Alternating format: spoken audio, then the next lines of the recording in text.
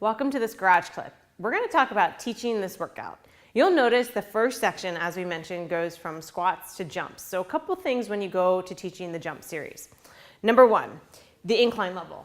You want to make sure that your incline level is low enough so that you're focusing more on core stability, that proximal stability before distal mobility.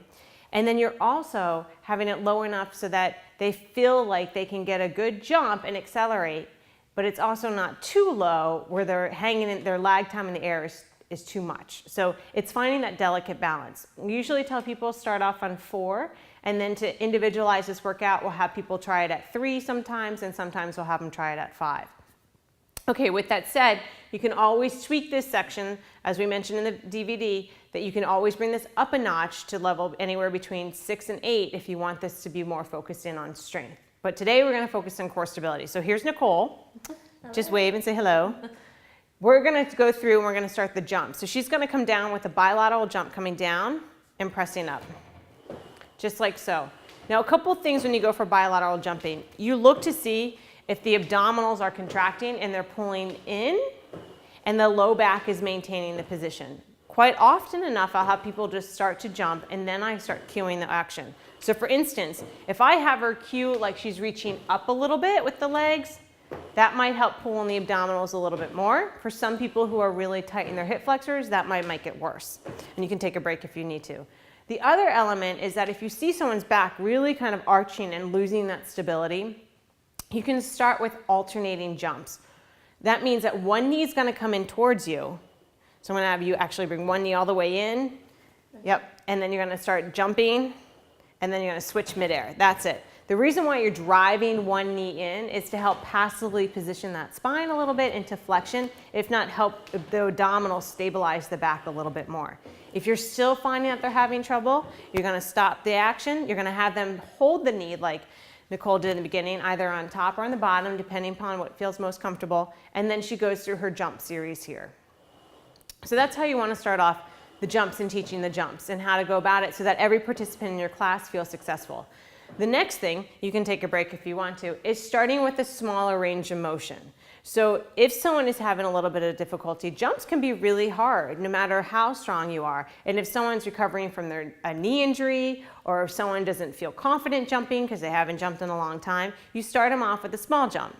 Very small. That's a deep load. You can have them with their knees bent, or you can have their legs a little bit more extended, and you tell them, just jump a little, jump a little. Switch your feet around, switch your feet around. And that's exactly how you encourage them through the workout, rather than discourage them and say, no, we need you to go deeper. Start small, work larger. And that applies not only to jumps, but throughout our entire workout, especially when we're doing the arm circles, the pullovers, anything with the leg movement patterns. Start small and go bigger from there. Larger range of motions, more control is needed. The next element with this workout and how to go about teaching it is think about what we're doing with the lower extremity. We're doing a lot of tweaks when we go through that first series. And what I mean by that is that she starts with her legs in an internally rotated position. We do a few squats there. We do a few jumps there. We move our legs to an internally rotated position, but staggered. And we switch around. We also go from internal with our toes in to external with our toes out. We do this for a variety of reasons, and we'll go about that when we talk about our triplanar element. But you need to tell people to tell you if it's uncomfortable.